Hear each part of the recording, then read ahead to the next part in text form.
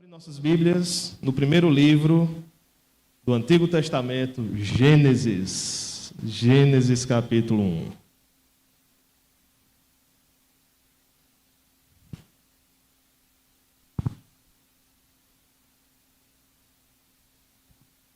Hoje você não vai abrir tanto a Bíblia como eu gostaria, mas nós vamos estar aí nesse início do início de todas as coisas. Vamos fazer mais uma oração, e essa oração focada no meu coração, no seu coração, para que nós entendamos a palavra de Deus e, especialmente, entendamos que Deus é Criador, é o Criador de todas as coisas. Mas um segundo pedido também. Quando nós iniciamos uma exposição, essa exposição vai durar anos. Gênesis, depois vem Êxodo, todo o Pentateuco. Quando chegarmos em Levítico, vamos para Hebreus, depois voltamos para Deuteronômio, mas isso vai levar alguns anos. E, além de alguns anos, o esforço da exposição, o esforço temporal, o esforço seu de ler, estudar, entender e aplicar, nós também temos que pensar nos frutos que nós vamos dar em cima desse estudo. Vamos estudar Gênesis. Então, que o teu pedido, o meu pedido, seja que isso seja transformador em nossas vidas. Que nós possamos aproximar-nos do texto bíblico para que ele nos transforme nossa vida. Vamos orar?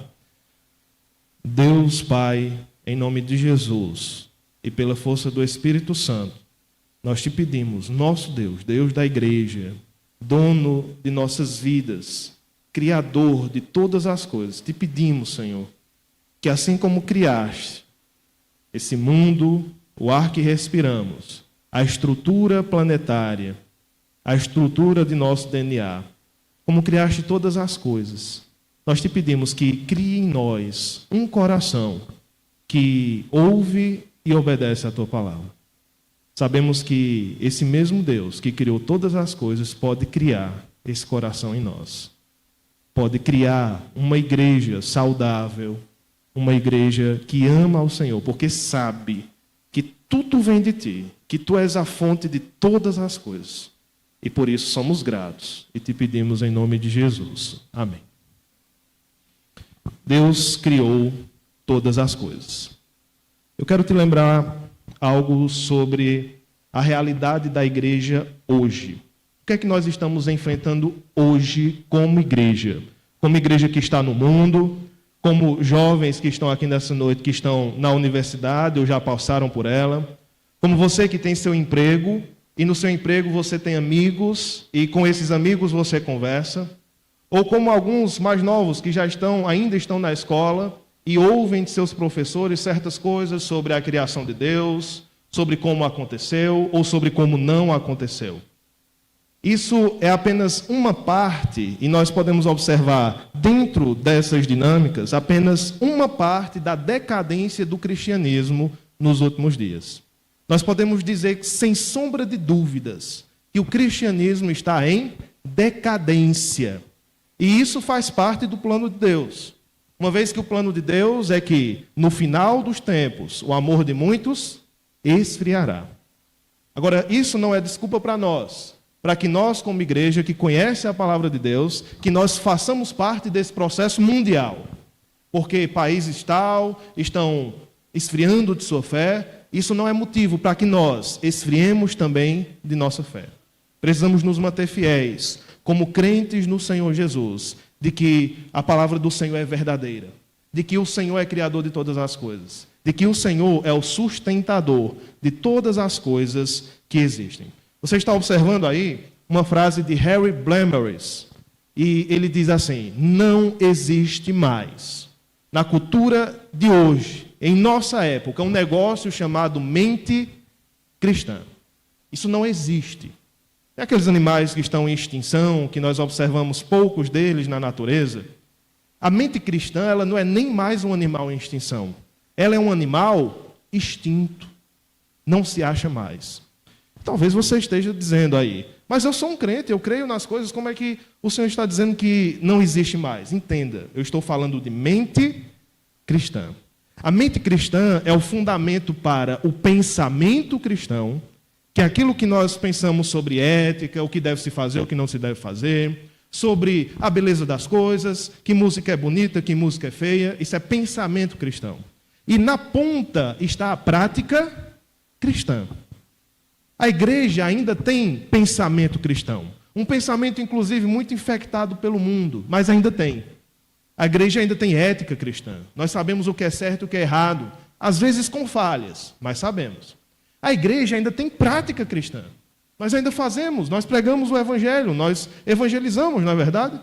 Ainda há prática cristã. Mas está faltando, está em extinção, ou já extinta, a mente cristã.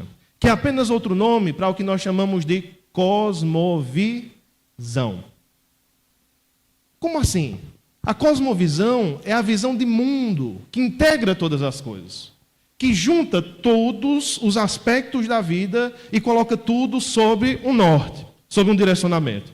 Minha vida, meu casamento, a criação de filhos, finanças, as coisas sobre o mundo, a filosofia, as ideologias políticas, tudo eu junto em torno de um direcionamento.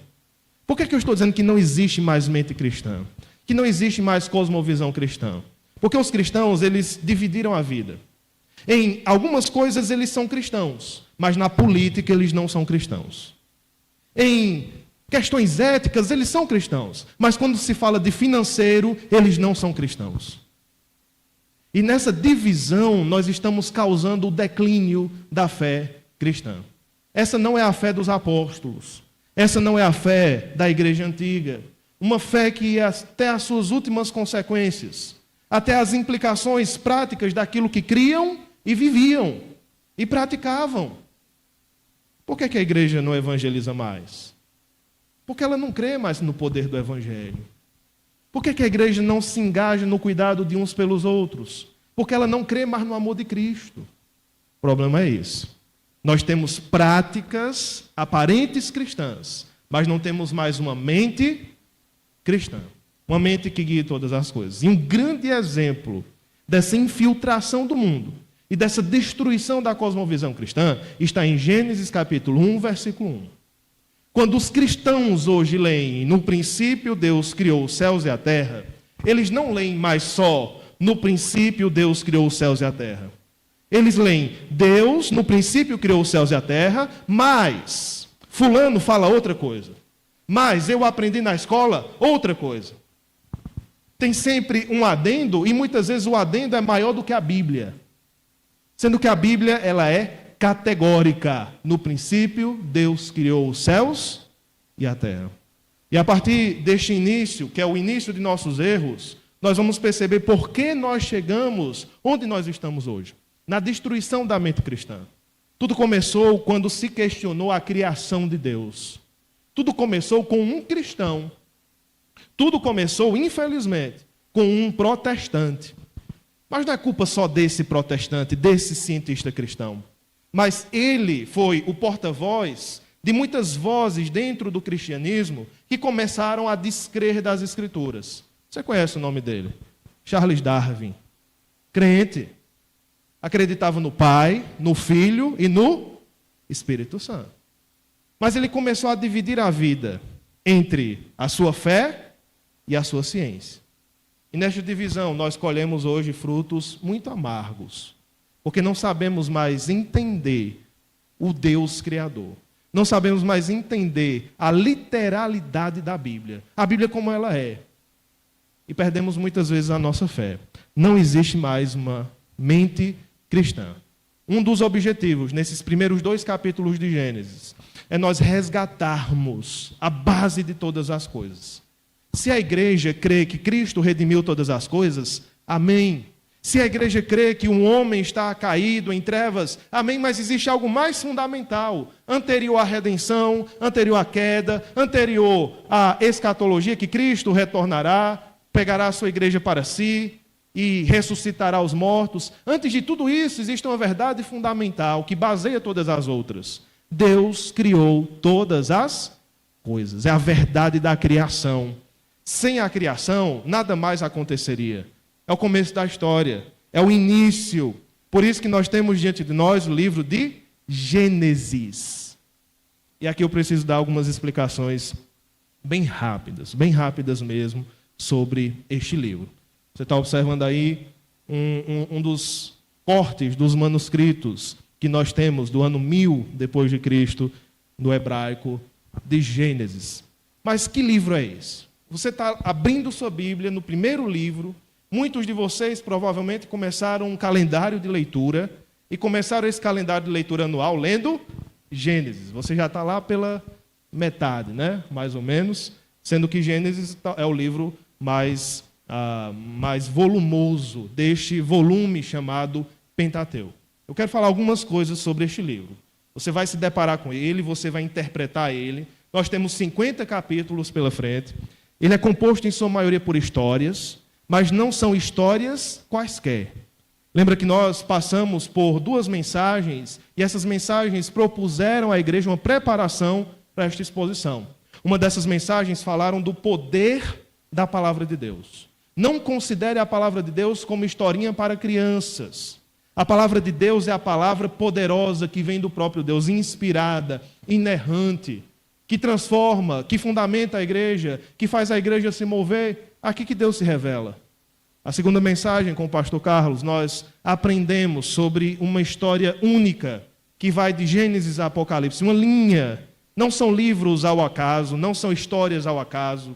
Você não pode ler este livro de Gênesis como uma história de Israel.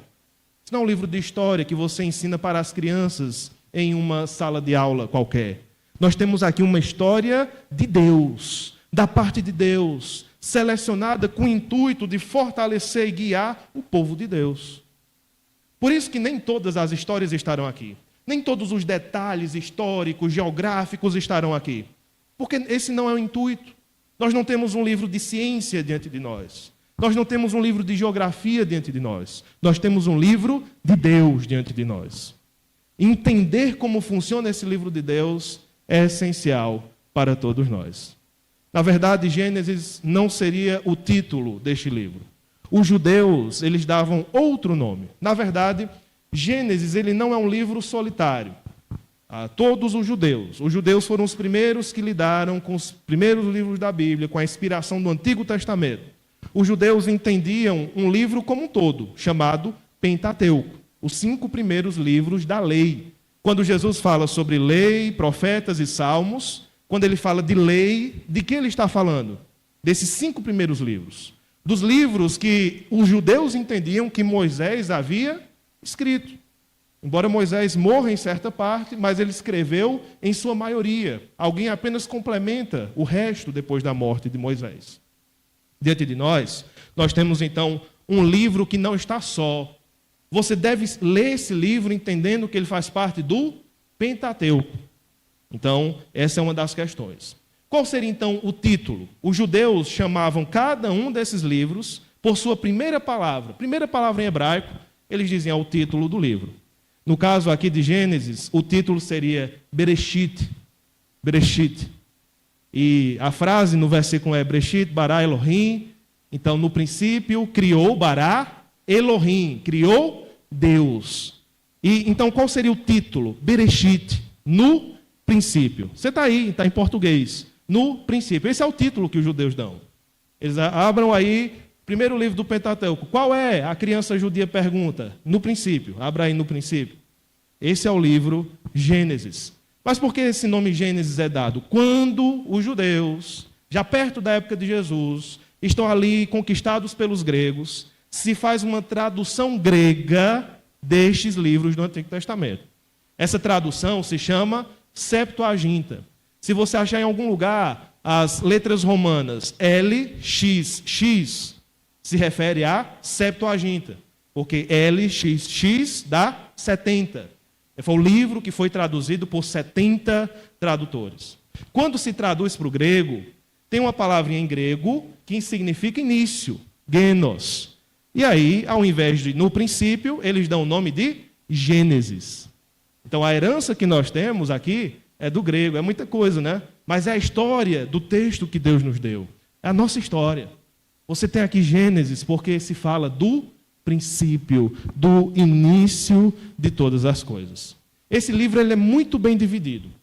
Ele narra o princípio do mundo, capítulos 1 e 2, Nós temos depois, então, a queda, e a partir da queda, capítulo 3 e o 4 em diante, até o capítulo 50, nós temos genealogias.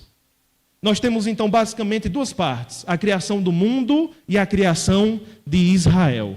A criação do mundo termina com Abraão, e a partir de Abraão nós temos a criação do povo de Deus, chamado Israel. E tudo isso terá aplicações para a igreja, embora a igreja não seja Israel. Nós vamos lembrar você disso muitas vezes no decorrer de nossas exposições. Mas o texto é muito bem dividido, porque você vai perceber nas próximas exposições uma frasezinha que diz assim: as gerações de. As gerações de. As gerações de Abraão são. As gerações de José são. Então, essa divisão de as gerações vai marcar 10 partes no livro de Gênesis. Bem divididozinho, e aí nos ajuda muito. Tudo bem, você observou que este é o livro de Gênesis, é um livro que vai narrar principalmente a criação e a queda. Deixa eu passar aqui para você observar isso. Quais são os grandes fatos do livro de Gênesis? Criação, e temos dois tipos de criação aqui. A criação de todas as coisas e a criação do povo de Israel. Após Abraão, então, Moisés mais à frente vai ser convocado, né? Mas Abraão é o pai de Israel. Embora Moisés seja o guia, Moisés seja o escritor, Moisés seja o legislador, mas antes de Moisés já havia Israel. Israel já havia sido criado por Deus para ser o povo de Deus, para ter uma aliança com Deus, separado dentre as outras nações na terra. Essas são as grandes narrativas, criação e a queda. E você imagina o contexto. Quando foi que o livro de Gênesis foi escrito? Quando foi que Moisés entendeu da parte de Deus que deveria escrever esse livro? O contexto que mais parece encaixar na data, na escrita deste livro, é quando o povo de Israel está no deserto. Quando Moisés livra o povo, eles passam pelo Mar Vermelho. Alguns anos depois, em peregrinação, nós temos 40 anos de peregrinação. Naquele meio, ou naquele entremeio, Moisés é chamado por Deus para escrever esses livros. Agora você imagine o povo de Israel no deserto, muitas vezes idólatra, muitas vezes querendo voltar para o Egito, recebendo essas informações aqui. Olha a intenção de Deus. Deus está querendo lembrar ao seu povo de onde eles vieram. Queremos voltar para o Egito e tal. E Moisés escreve dizendo: meu povo, vocês são um povo separado desde o início. E quer saber? É antes de Abraão. Porque antes de Abraão, Deus criou no princípio os céus e a terra. Vocês pertencem não a um Deus entre os outros deuses. Dentro do Egito, nós tínhamos vários deuses, um panteão de deuses. Deuses da vida, deuses da morte, da fertilidade e da infertilidade. Ra, por exemplo, o deus da chuva.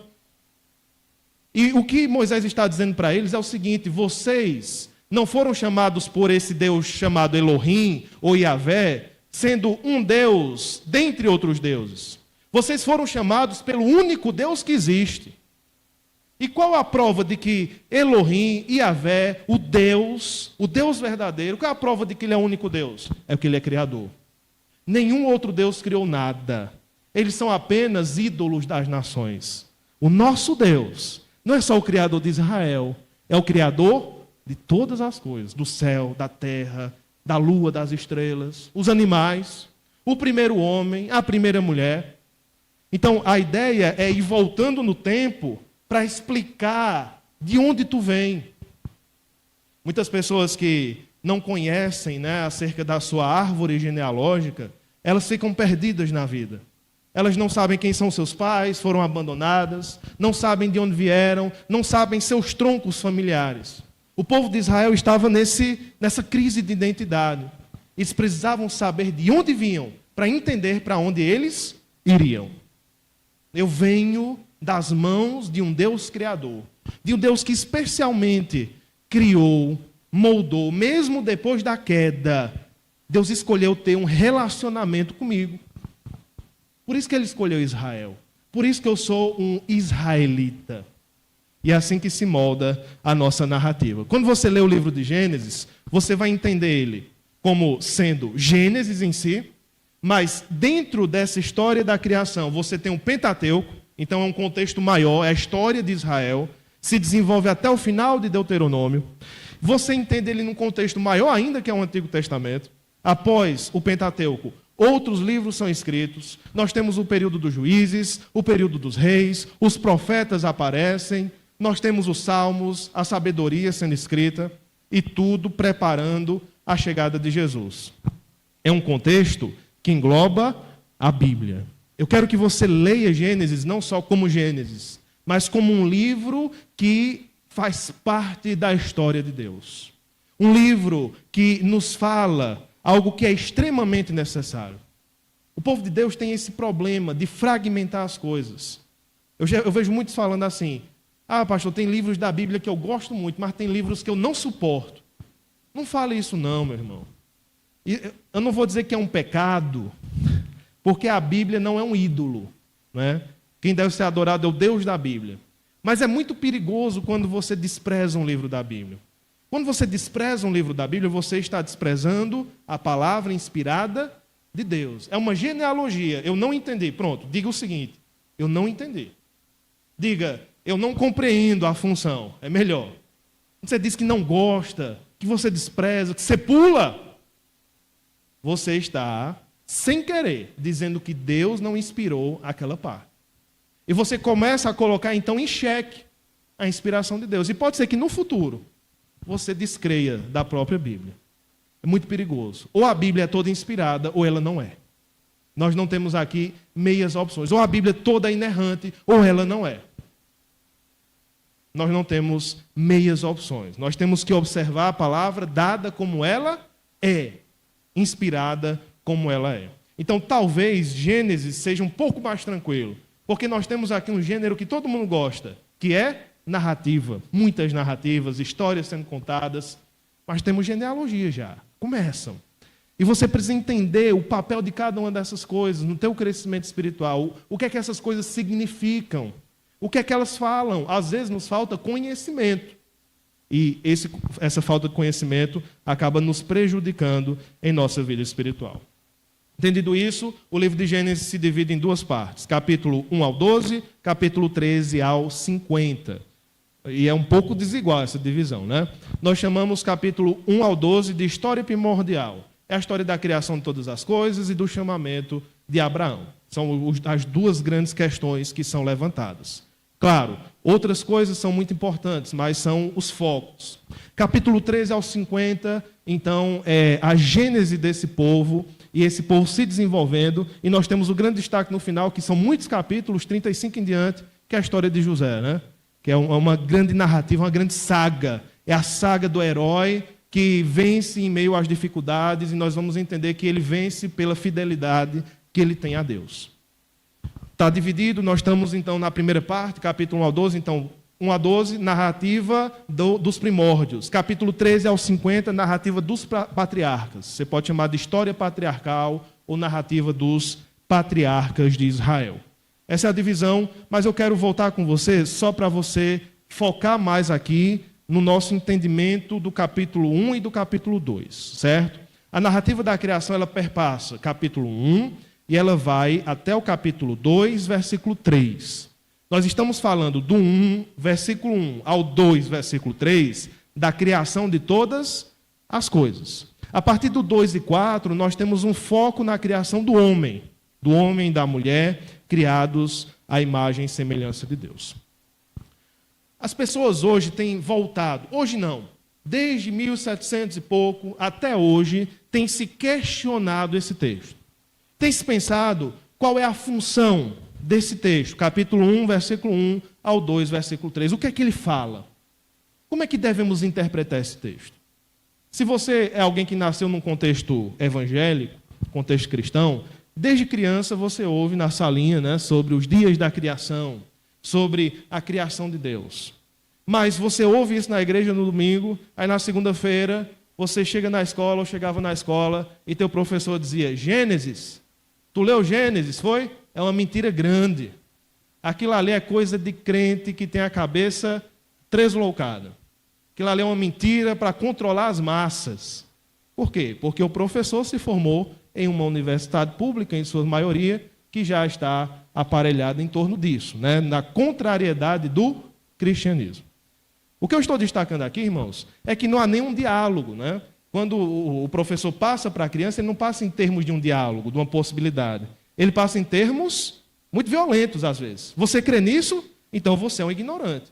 Você crê que Gênesis é literal? Então você é um ignorante. Você deveria crescer. Você deveria estudar mais.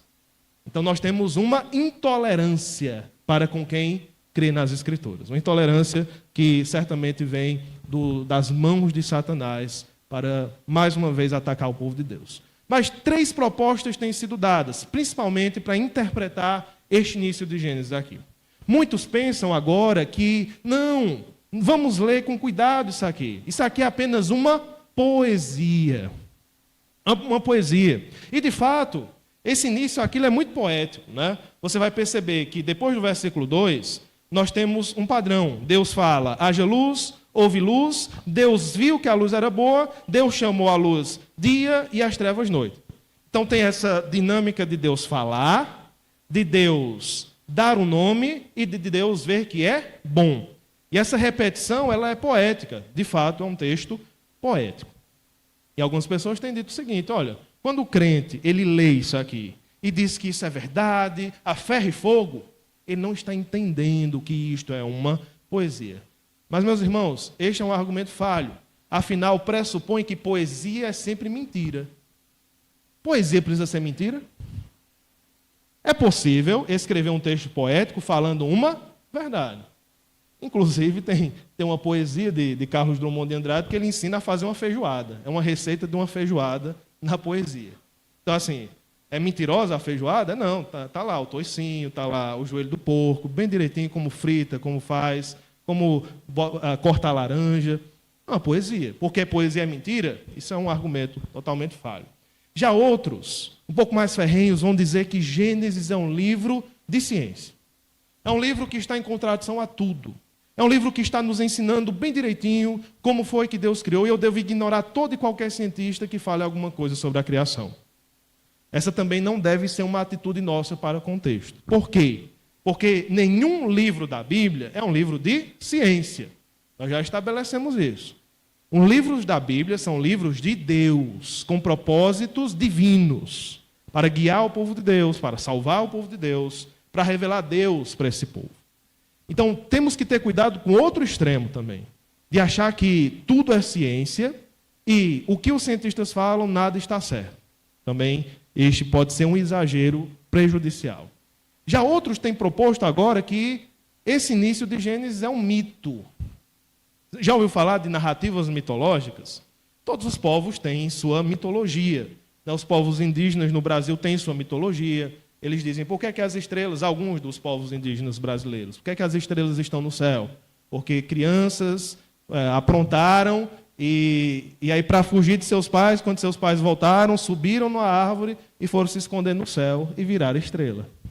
Mito é isso. Mito é uma narrativa para explicar algo. Muitas vezes, um mito indica uma ignorância de um povo, o povo não sabe explicar e por isso cria um mito. Às vezes, o mito não é ignorância. O povo entende, mas gosta de histórias. O ser humano gosta de histórias, concorda? Nós gostamos. Você assiste os filmes da Marvel. Você gosta de histórias de super-herói. Por quê? Faz parte do nosso coração. O próprio Deus conta histórias, né? Nós temos uma grande história aqui sendo contada. Também devemos descartar essa ideia. Gênesis capítulo 1 e capítulo 2 não é um mito. Porque o mito, ele é o seguinte, ele fala de uma verdade, mas com uma linguagem mentirosa. A verdade é, as estrelas estão no céu. Qual é a explicação? As crianças fugiram e viraram estrelas. Essa explicação está correta? Não está correta. Não foi assim. Então devemos também descartar essa interpretação. Qual seria então a interpretação correta? Não é nem poesia, nem ciência, nem mito. É real. Ponto final. Tem algo de poesia aqui? Tem. Tem algo de ciência? Tem. Afinal, o texto está dizendo que o mundo foi criado em 7 dias. Eu devo encaixar isso nas descobertas que eu tenho hoje. Descobertas geológicas, genéticas e tudo mais. Então, vão andar junto. A ciência e a fé vão andar juntas. Assim fazia, era esse o método do saudoso Adalto Lourenço, né? Ele não descartava a ciência, mas ele colocava sua fé como base para que a ciência, então, explicasse algumas coisas e ajudasse algumas coisas a entender. Tem algo de mito? A gente pode englobar mito também? Depende do que você entende por mito, né? O C.S. Lewis dizia que o cristianismo é o único mito verdadeiro. E aí, você tem que ter muito cuidado com isso. Até se você for evangelizar, falar isso é muito perigoso. É uma linguagem muito perigosa. Mas o que é que o C.S. Lewis queria dizer por isso? Que todas as nações têm seus mitos, né? Todos são falsos. O cristianismo tem o seu mito, mas o seu é verdadeiro. Agora, eu tenho muito cuidado, porque eu posso usar essa linguagem, você pode não entender, você pode achar que eu estou falando que a história não é verdadeira, então eu evito usar isso aqui. Eu prefiro dizer o seguinte: o texto é real.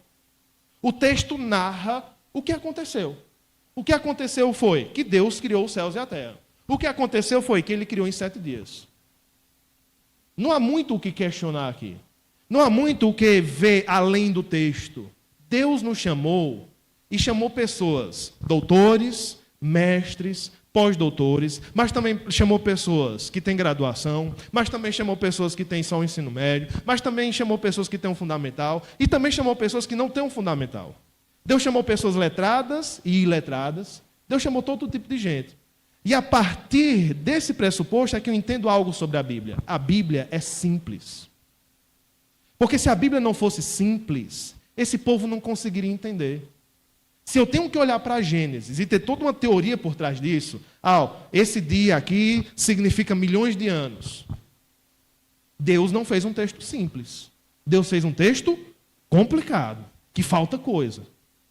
Sempre vamos optar pela simplicidade. Sempre vamos optar pela simplicidade. O que é que o texto fala? Deus criou. Deus criou. Ele criou em 24 horas. Houve tarde de manhã. Ele criou em 24 horas. Mas isso é impossível. Aí é que está. Não existe mais uma mente cristã. As pessoas não conseguem mais ceder a partir de uma ideologia mundana para aquilo que a Bíblia fala. Elas não conseguem conceber. É impossível. Por que é impossível? Você conhece Deus? Ele é onipotente, onipresente e onisciente. É impossível que ele crie em 7 dias? É impossível que ele molde uma grande estrutura do universo em 24 horas? Ele poderia fazer em menos. A narrativa da criação poderia ser assim: Deus criou todas as coisas, ponto final. E ele criou com uma palavra: criem-se todas as coisas, e todas as coisas foram criadas. Por que são 7 dias? Porque é paulatino, uma coisa após a outra, tem explicação teológica. Nós vamos entrar na próxima mensagem. Mas eu quero que os irmãos entendam isso. É real, o texto é real. E mais um apontamento, só mais um. E esse eu não vou desenvolver tanto, é mais para a escola bíblica dominical e não muito para uma pregação como esta. As pessoas que se aproximam do texto de Gênesis, elas têm posições sobre a criação. Uma coisa é certa, todo cristão é criacionista. Todo mundo que se diz cristão crê que Deus criou todas as coisas. Se alguém chegar e disser, Deus não criou todas as coisas, não é cristão. Não se encaixa. Mas é criacionista no sentido amplo. Quando nós vamos especificar, existem 4 posições. Eu faço 3 e 4 porque essa quarta ela é complicada. Mas eu quero só te dizer, para você conhecer essas posições, na próxima semana a gente aprofunda um pouquinho mais. Mas conhece elas aí. Primeira é a nossa, vou logo dizer que é a nossa, é a posição batista regular, fundamentalista sobre as Escrituras. É uma posição que os batistas regulares assumiram nas últimas décadas. Não fazia parte da nossa identidade até então, mas algumas questões entraram na nossa identidade denominacional. Que questões foram essas? O calvinismo entrou, o cessacionismo entrou, ou seja, nós não falamos em línguas, nem a batismo do Espírito Santo, e também entrou o criacionismo. Essas coisas entraram em nossa identidade, por quê? Porque os batistas regulares perceberam os desafios em torno disso e precisaram incluir. Qual é a nossa posição oficial? Criacionismo terra jovem. Estão vendo aí? O que significa criacionismo terra jovem? É o fato de que, primeiro, Deus criou todas as coisas, e essa terra não é antiga, ela não tem milhões de anos.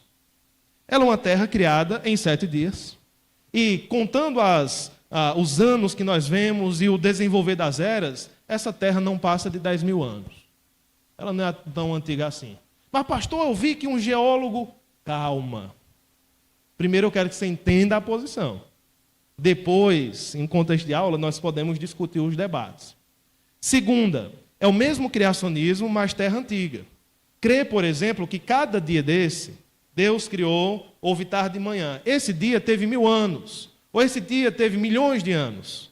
Certo? Então ele crê que Deus criou todas as coisas, mas em um tempo longo. Essa terra é velha, essa terra antiga. A gente pode perceber isso na criação. Essa é a posição.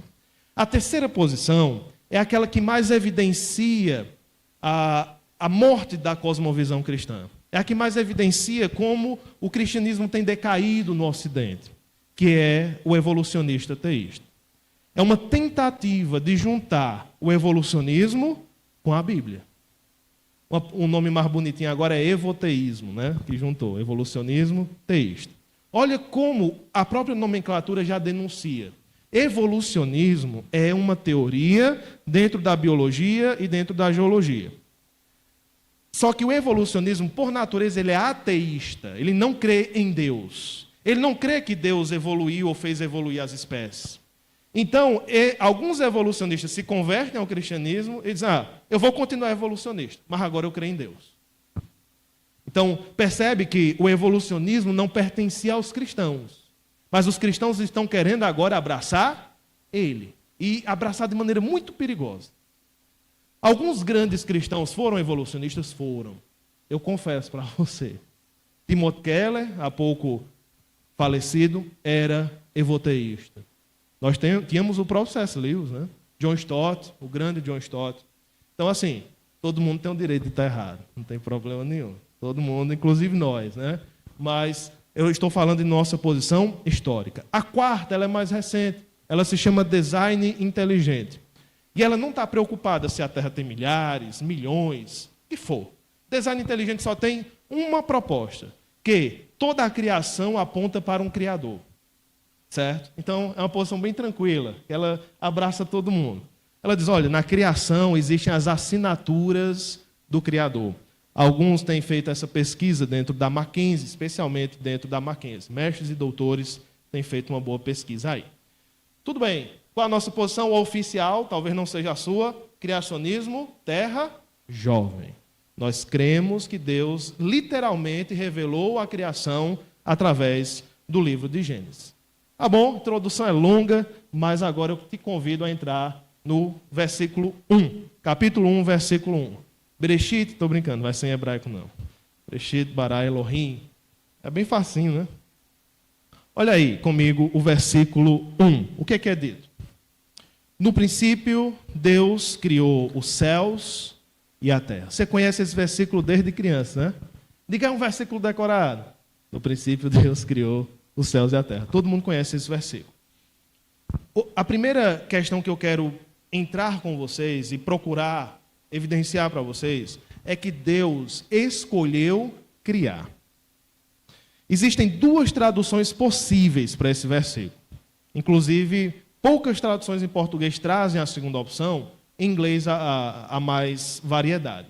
Mas algumas outras traduções, ao invés de dizer assim, no princípio Deus criou os céus e a terra, elas trazem o seguinte, no princípio, quando Deus começou a criar os céus e a terra. E esta segunda tradução, ela é possível, mas ela é muito complicada. Certo? Aqui nós temos em mãos, na Almeida Revista Atualizada, na Nova Almeida Atualizada, na NVI, é a melhor tradução possível.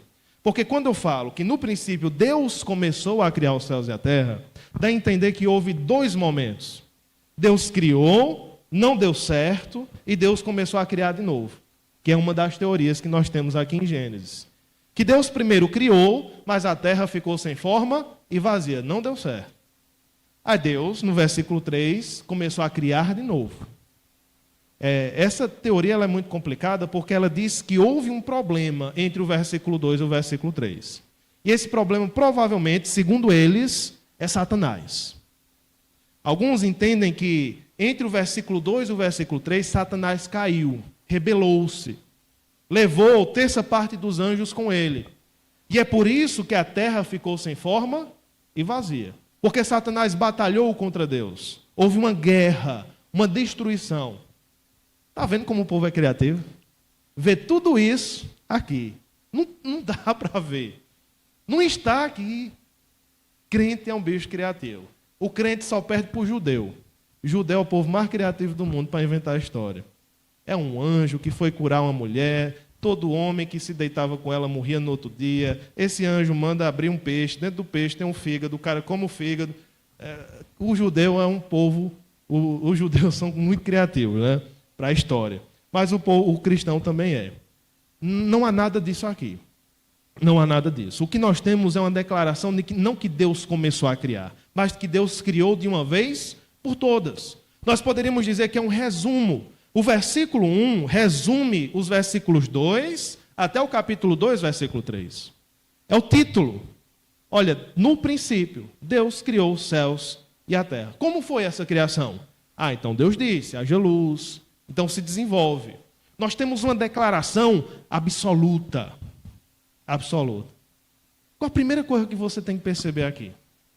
Que no princípio da nossa existência, da existência da criação, foi Deus que criou. Mas existe um tempo antes do princípio. O princípio não é de tudo. Afinal, Deus já existia. Venha filosofar um pouquinho comigo. Eu quero que você pense antes desse versículo. Você abre sua Bíblia, a Bíblia começa em Gênesis 1:1. Mas o que é que vinha antes? Qual é a história de antes? Deus não quis revelar, né? Mas eu quero te lembrar uma coisa. Antes da criação existia Deus. Deus sempre existiu. Por isso que eu estou dizendo que Deus não só criou. Eu quero aprofundar na intencionalidade. Deus escolheu criar. Deus tinha duas opções: criar ou não criar. Qual foi a opção que ele tomou? Criar. Deus tinha a opção de se satisfazer consigo mesmo, sem erro, sem pecado, sem dificuldade. E ele tinha a outra opção de criar um povo livre que iria trair ele lá na frente. Qual foi a opção que ele tomou? Criar um povo livre que trairia ele lá na frente, dentro do plano dele. E ele teria que enviar seu filho para morrer por esse povo, dentro do plano dele. Não é só a redenção que é um ato de amor de Deus por nós. Não é só a ressurreição que é um ato de amor de Deus por nós. A criação é um ato de Deus amando o seu povo. É uma prova de amor. Pelo fato de Deus criar, você está aqui. Esse é um dos grandes argumentos que nós utilizamos quando falamos com abortistas, pessoas que defendem o aborto. Porque a própria defesa do aborto pressupõe que aquelas pessoas estão vivas e nasceram. E sua mãe deu à luz àquelas pessoas que estão agora com cartazes defendendo o aborto. É porque elas estão vivas que elas podem defender o aborto. E se a mãe delas tivesse abortado elas? Tivesse as tirado durante a gestação, elas não estariam vivas. Elas não teriam nem a possibilidade de errar tão feio. É muito difícil pensar nisso, mas e se Deus não tivesse te criado? E se você não estivesse no plano de Deus? Algumas pessoas, elas estão desesperadas a ponto de querer tirar a sua própria vida, não é? Sua vida não tem sentido, sua vida não tem um alvo, o que é que eu estou fazendo aqui? Mas muitas vezes é um problema de fé. É um problema de esquecer que elas poderiam nem existir. Elas poderiam nem ter a oportunidade de estar sofrendo como estão sofrendo. Que o próprio fato de existir é um motivo de alegria sem fim. Você existe. Parabéns. Você foi escolhido para existir. Deus poderia ter criado milhões, bilhões de pessoas diferentes de você. Mas Deus escolheu criar você.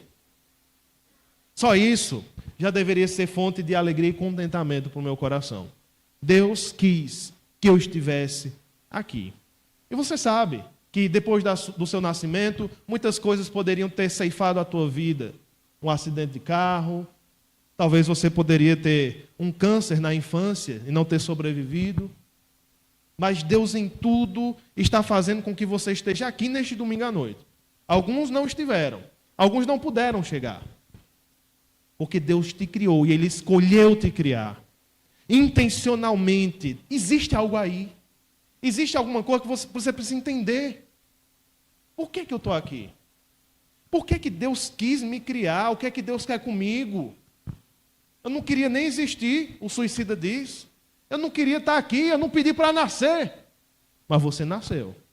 Agora a questão é, lide com isso. Por que você nasceu? Por que você está gastando o oxigênio deste mundo? Por que você está gastando a comida deste mundo? Tem pessoas bem melhores que você, que poderiam estar respirando esse ar que você respira. Por que você? A única explicação razoável para isso é que um Deus supremo, imenso, Ele te ama. Ele te ama em algum nível. Seja um nível de criador, seja um nível de redentor, que é um nível bem mais profundo de amor. Mas essa é a única explicação razoável para a vida humana. Diante da evolução mesmo, do próprio evolucionista, a vida humana é improvável. Asteroides, vulcões, fomes, pestes, epidemias, pandemias. Por que a raça humana continua neste mundo?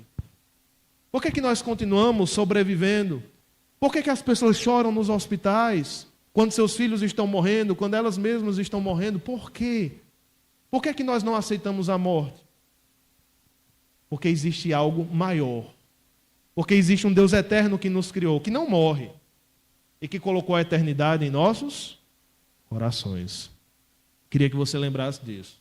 Deus não só criou, Deus escolheu criar. Eu vou já falar sobre algumas narrativas que estão ao redor de Gênesis.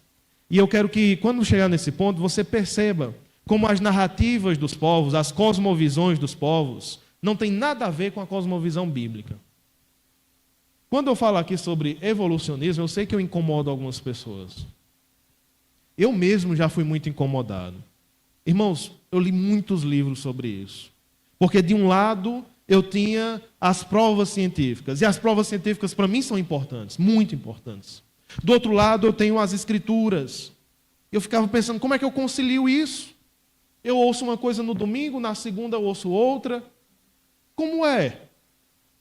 E aí foi que eu fui conhecendo homens e mulheres de Deus que têm se dedicado ao estudo da ciência e da fé. E têm feito esse link, mostrado que não é impossível. Que dá para entender a Bíblia como ela está aqui. E também entender a ciência e os efeitos que ela tem, conforme ela também se propõe. Tá bom? Nós precisamos pensar nesses termos. Deus criou todas as coisas. Antes da criação havia Deus. E Deus resolveu criar. Quando nós temos Bereshit, bara Elohim, Deus no princípio criou, nós temos Et Hashamayim vehet haaretz, que é os céus e a terra. Hashamayim, os céus, né, o plural, e haaretz, que é a terra, a parte seca. O que é que isso significa? Como eu disse, é um resumo, né? Quando eu falo assim, olha, eu vou te explicar um negócio de A a Z. O que é que eu estou dizendo com isso? Que eu vou te explicar por completo, não é? Esse é um tipo de figura de linguagem que eu pego os extremos para falar do todo, certo? E é isso que está acontecendo aqui. Quando se fala que Deus criou os céus e a terra, eu poderia traduzir assim, Deus criou tudo. Tudo. Tudo que há. Toda a criação pertence a Deus. E talvez alguns mais modernos digam, certo, mas e as galáxias? Certo, mas e os sistemas solares e os sistemas estelares? Nós estamos falando do lar dos homens. Pode muito bem ser que as galáxias, os planetas, eles estejam inclusos aqui no versículo 2. São terras sem forma e vazias. Mas Deus tem um olhar específico para um desses planetas. Ele criou tudo. E perceba que esses planetas não têm vida. E se um dia descobrirem vida? Deixa eu chegar ao dia primeiro, né? Até agora, nada. Mas são planetas inóspitos, não tem seres humanos lá. Mas quando a Terra é descrita, ela é o centro da narrativa. Aí, alguns modernos leem isso e dizem, mas está ignorando. Irmãos, lembra, não é um livro de ciência. Aqui nós não vamos falar da Via Láctea, nós não vamos falar da galáxia de Andrômeda. Nós estamos falando da humanidade, de Deus. E, por consequência, nós vamos falar de onde? Da Terra. É a Terra que é o lar da humanidade. Não é Saturno, não é Mercúrio. É a Terra. Portanto, o foco é na Terra. Agora vai comigo para o versículo 2. Só são 2 versículos hoje. Não somente Deus escolheu criar, mas existe algo mais profundo nos primeiros 2 versículos de Gênesis. Deus se envolveu na criação. Deus se envolveu. E isso é muito diferente de Deus enviar sua palavra e essa palavra criativa construir todas as coisas e Deus ficar distante. A narrativa, pelo contrário, fala de um Deus que se aproxima da criação para criar. E aí está o texto do versículo 2, capítulo 1, versículo 2. A terra era sem forma e vazia. Havia trevas sobre a face do abismo. E o Espírito de Deus se movia sobre as águas. A terra era sem forma e vazia. Esse é um dos versículos mais complicados, né? Eu já falei, uma das interpretações é que houve uma primeira criação e Deus, digamos, falhou. Houve uma guerra, a terra ficou devastada, então Deus começou de novo a criação. Isso aqui é tirar muita coisa, não é? Não tem nada disso no texto. A segunda possibilidade é a seguinte, preste atenção. Era muito comum nas culturas se falar da guerra do bem e do mal. Que o mal é um negócio chamado caos. É o mar, é a confusão, é a escuridão. E do outro lado está o bem, que é a luz, a ordem, a beleza. Então muitas culturas entendiam a criação assim. Deus, que é o bem, organizou o caos, que é o mal. Inclusive os gregos acreditavam assim também. Então já existia algo, uma mistura, um caldeirão escuro, e Deus aparece, pega esse caldeirão e organiza esse caldeirão. E transforma em coisa boa. Estrutura. Alguns pensam que é disso que o versículo 2 estava falando. Já existia uma terra, a terra sempre existiu. Já existiam os planetas, já existia tudo. As estruturas, as moléculas existiam. Deus chegou só para organizar as coisas. Não, isso aqui está bagunçado. Deixa eu criar a partir disso, deixa eu organizar isso e colocar o homem, colocar os animais, colocar os luminares. Agora, qual o problema dessa teoria? O problema é que teria algo antes de Deus. Que teria uma criação que nós chamamos de pré-existente. Isso não faz o menor sentido. Antes de Deus, nada existia, porque Deus é eterno. É como se Deus fosse uma criança e pegasse uma massa de modelar que já existia, que é antes dele, e ele moldasse essa massa modelar do jeito que ele quisesse. Não é assim que funciona. Nós não entendemos o texto sobre essa perspectiva. Nós entendemos pelo contrário, que o primeiro ato criativo de Deus é criar a terra. E os dias da criação começam no povoar essa terra. A ideia é que Deus criou uma tela em branco. E a partir do primeiro dia da criação, ele começa a pintar nesta tela, a dar suas pinceladas. Alguns mais analíticos talvez estejam dizendo, então não foi em 7 dias. Então houve um ato criativo anterior. A gente discute isso no próximo domingo. Mas eu quero que desde já você perceba que Deus criou o palco. Ele criou uma terra sem forma e vazia. E agora ele vai povoar este palco. Agora ele vai enfeitar, trazer os personagens, trazer a estrutura, trazer a organização. Mas foi ele que criou. Por isso que nós dizemos que Deus criou a partir do nada. Ele não criou a partir de alguma coisa. Porque se Deus criasse a partir de alguma coisa, ele precisaria de alguma coisa. E Deus não precisa de nada. Nós precisamos. Para construir uma cadeira como essa, já pensou no processo? Nós precisamos de tecido, um tecido provavelmente não natural, né? Nós precisamos de ferro, nós precisamos de corantes. Então nós vamos pegando as coisas da natureza, trabalhando essas coisas, manufaturando e transformamos em um produto. Deus nos dá o produto, Deus nos dá a matéria-prima e nós transformamos em produto. Esse é o trabalho do ser humano, em tudo. Já Deus, ele precisa de uma matéria-prima? Não. Deus cria a matéria-prima.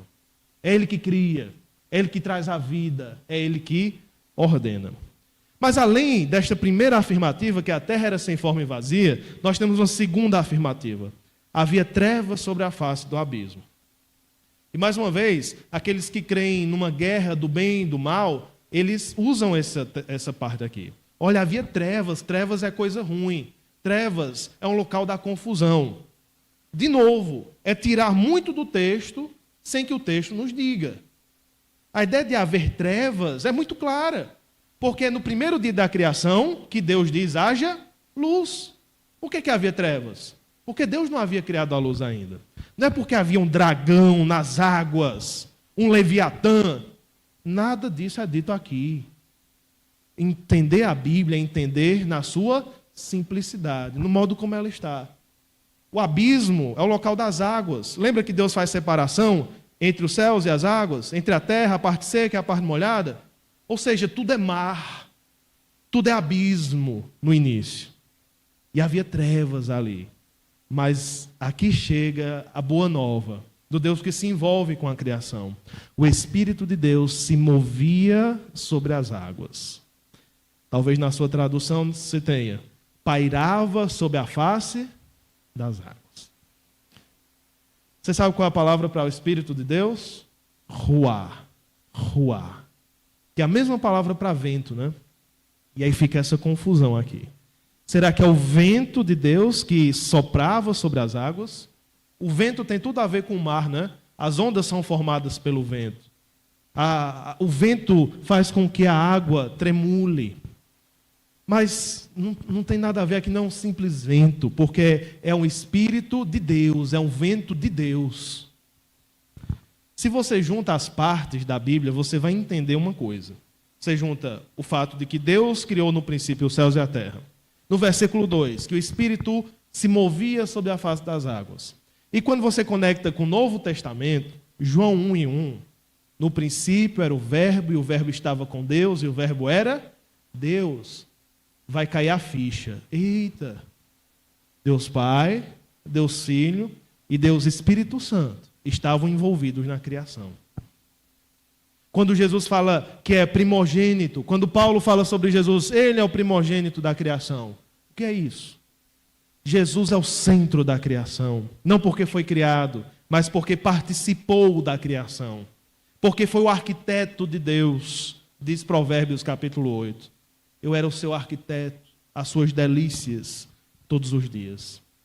A imagem é a seguinte, é uma terra não formada ainda, é uma terra sem animais, sem luz, sem grama, sem nada.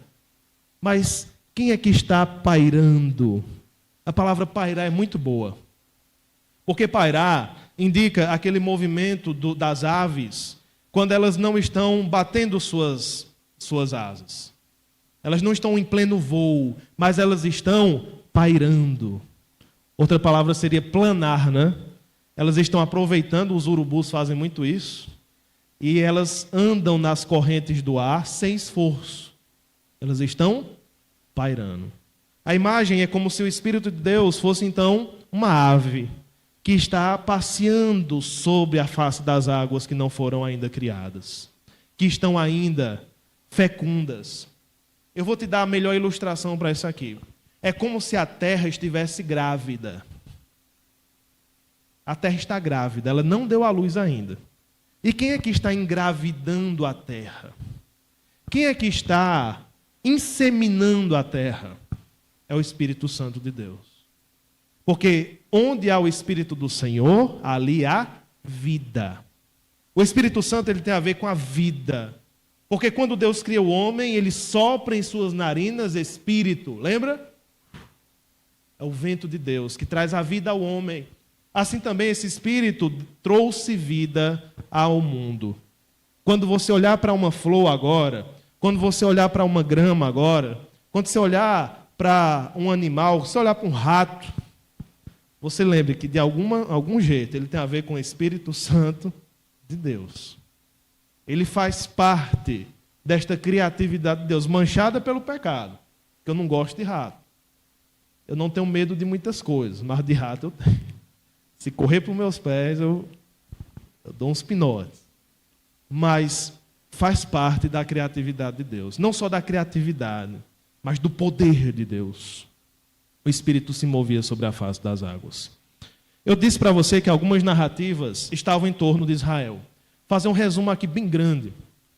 Uma das grandes narrativas é da Babilônia. Essa aqui, Enuma Elish. Essa narrativa falava da criação. Falava que a criação foi como? Então, 2 deuses existiam. Uma dessas deusas se chamava Tiamat, certo? Esses deuses têm filhos, resumindo a história. Um desses filhos se chama Marduk. E Marduk resolve matar sua mãe, porque era assim que funcionava, né? Quando Marduk mata sua mãe, ele corta sua mãe no meio, e de uma parte ele faz os céus, e da outra parte ele faz a terra. Engraçado que Enuma Elish fala igual Gênesis. E houve separação entre o firmamento e as águas. Igualzinho. Alguns leem, então, esses textos antigos e dizem, olha, a Bíblia copiou. Copiou nada, irmão. A Bíblia é palavra de Deus. O que acontece é que os homens, às vezes, têm inspirações de Deus. E, às vezes, eles chegam perto da verdade, mas não alcançam a verdade. Como é que o mundo foi criado na Babilônia? Na ideia dos babilônicos. Um assassinato da mãe. Mata a mãe, divide ela no meio, cria o céu, cria os mares. É assim a criação de Deus? Quando nós vamos para a história dos cananitas, ou cananeus, nós temos um Deus chamado Baal. Conhece Baal? Conhece Baal, né? Baal aparece muito nas Escrituras. O Deus da tempestade e tudo mais. Mesma coisa. Baal entra em guerra com seu irmão, mata seu irmão e a partir de seu irmão cria os céus e a terra. Assassinato, guerra, briga de poder. Está na base da criação das coisas. Egito também tem. No Egito nós temos mais deuses, mais briga, envenenamento, traição e a criação de todas as coisas. O engraçado, voltando para os cananitas, é que o motivo da criação, sabe qual é? Os deuses estão incomodados com a música dos filhos dele. Porque os deuses têm filhos e os filhos começam a cantar, beber e colocar música alta. Eu digo o seguinte, a criação dos cananitas começou por causa de um paredão, né? Os deuses se revoltaram com o paredão e aí começou toda a história. E os egípcios também. Isso tem a ver com a narrativa das Escrituras? De jeito nenhum. Eu quero fazer algumas últimas implicações. Já vimos a primeira, Deus sempre existiu, mas a narrativa de Gênesis difere das outras por um segundo motivo. Não foram vários deuses que criaram o mundo. Foi apenas um Deus. Porque só há um Deus. Essa é uma das grandes mensagens do Pentateuco. Ouve, ó Israel, o Senhor teu Deus é o único Senhor. Adorarás, pois, ao Senhor teu Deus. Você deve adoração apenas a um. Ah, mas eu não vivo mais no contexto deles, que tinham deuses para todos os lados. Você vive num contexto pior. Tem mais deuses hoje do que havia naquela época. Deuses mais perigosos. Porque os deuses daquela época tinham nomes de deuses, tinham estátuas de deuses. Os deuses da nossa época, às vezes se parecem com isso. Às vezes se parecem com a carteira. Às vezes se parecem com a promoção no emprego. Eles não parecem ídolos, mas são disfarçados. Pior, a nossa época. Uma terceira implicação é que a criação foi feita do nada, nós também já vimos. E que Deus molda tudo com a sua palavra. E que, afinal, a Trindade participa. Lembre-se, Deus não criou por conta de uma guerra. Deus não criou por conta de uma necessidade, Ele precisava de adoradores. Deus não criou porque estava incomodado com o som alto. Deus criou porque Ele quis. E ainda mais, por amor, Ele se envolveu, o Espírito pairava, o Espírito desceu. Por isso que eu digo que a Trindade participa. Provérbios 8:30 fala sobre o arquiteto de Deus, que nós entendemos ser Jesus. O princípio era o Verbo, e aí o Espírito de Deus participando. Eu quero apenas trazer 3 aplicações para você na sua vida. Primeiro, cuidado, atente-se, para não ser dominado por uma cosmovisão mundana. É muito fácil. Você começa com um tópico, depois vai para outro, E quando percebe, você é apenas um cristão do Evangelho de João. Você só crê no Evangelho de João. Quando você bem percebe, você é um cristão apenas das cartas de Paulo. Pastor, nas cartas de Paulo eu acredito. Pastor, no Evangelho de João eu acredito. No resto, a má notícia e a boa notícia é a seguinte: para ser cristão, tem que crer na Bíblia e na Bíblia toda. Porque se você não crê na Bíblia, não tem fundamento para a sua fé. Porque se você escolher o fundamento da sua fé no livro que você quiser, na passagem que você quiser, Deus não é o Deus da Bíblia, você é o Deus da Bíblia. Porque é você que escolhe. A autoridade de Deus se revela na sua palavra. Se eu sou um cristão, eu me humilho à autoridade dele. Talvez eu não entenda tudo, mas eu me submeto. Segunda aplicação: cuidado para não querer saber mais do que Deus. Está cheio de crente sabido demais.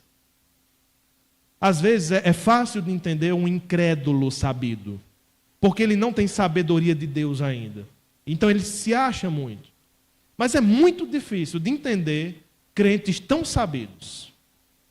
Crentes que não são humildes, que eles acham saber tudo. Eu ouço a história de um pastor amigo que expunha Apocalipse, não era eu. E sempre que ele expunha, quando ele chegava lá fora, um irmão chegava do lado dele e dizia: pastor, o senhor errou na interpretação. E o pastor humilde dizia: tá bom.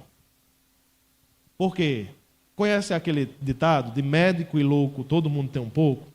Tem um terceiro, de médico, louco e teólogo, todo mundo tem um pouco. Todo mundo acha que sabe teologia. Ele aceitava. Até que um ponto ele não aguentou mais. Ele disse: meu irmão, quantos livros você leu sobre Apocalipse? Nenhum, pastor. Então, pois, cala sua boca, né?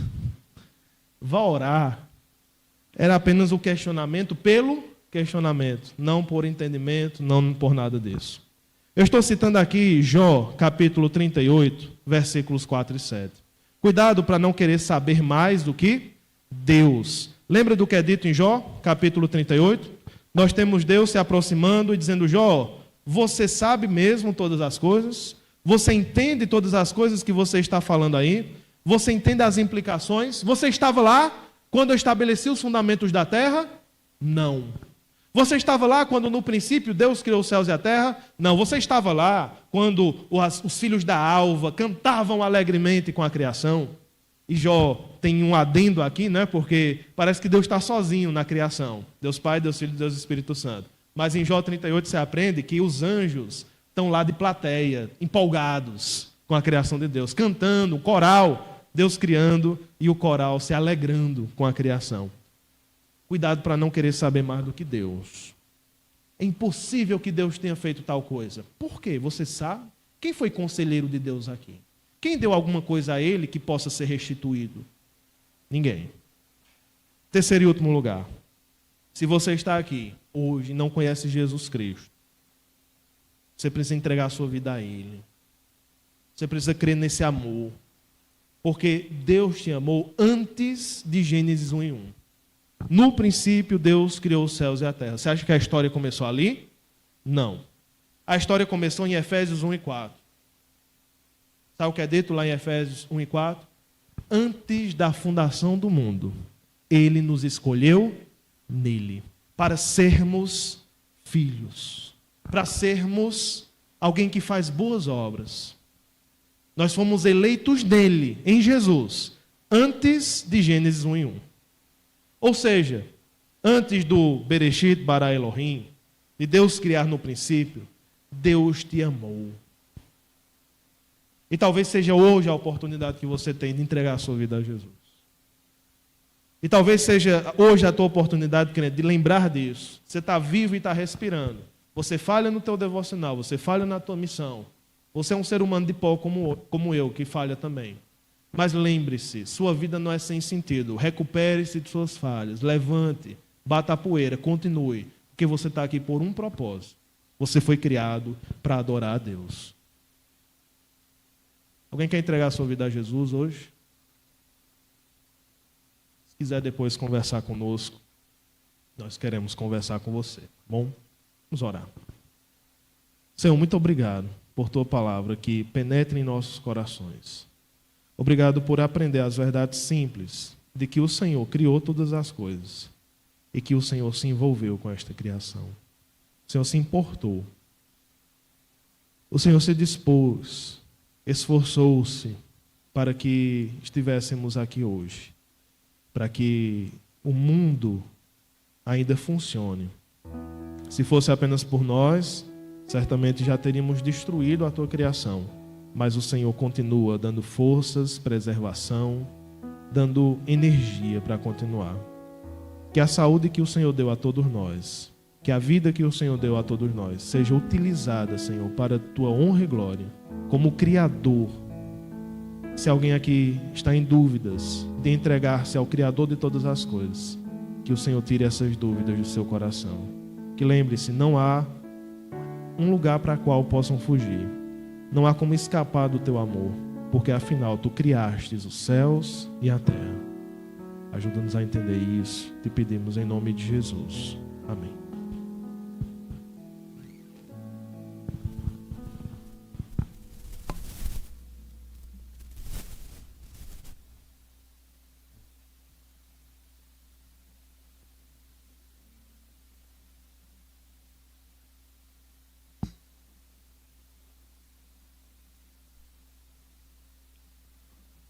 Convidar o nosso irmão João Clementino para fazer o recolhimento das ofertas.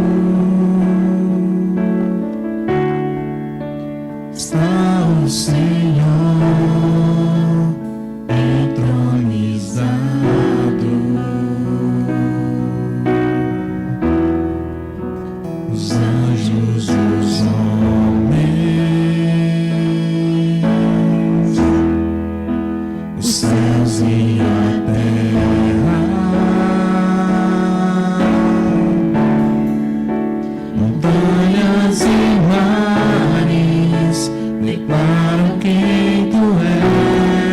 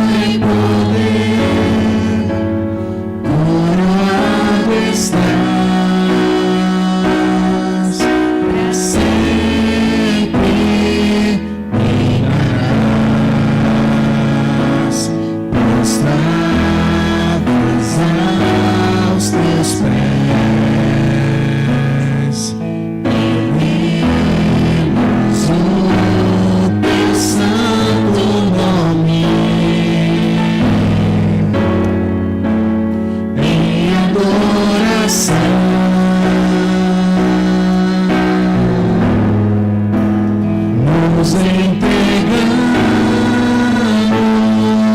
a Ti, toma o Teu lugar e habita entre nós, ó Santo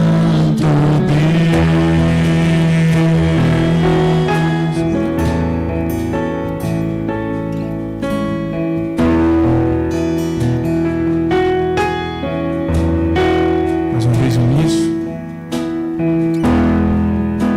acima de todos,